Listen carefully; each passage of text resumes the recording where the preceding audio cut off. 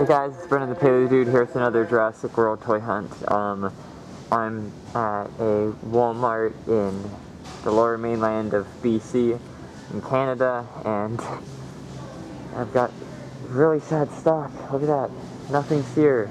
They've only got the mini action dinos, and I think they're just these guys, yeah.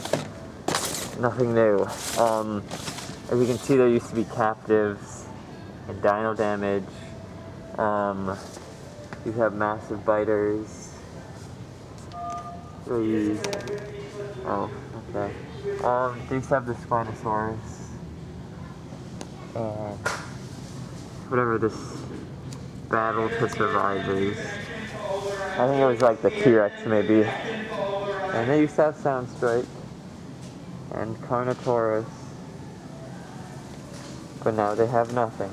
And Attack Back. Very sad.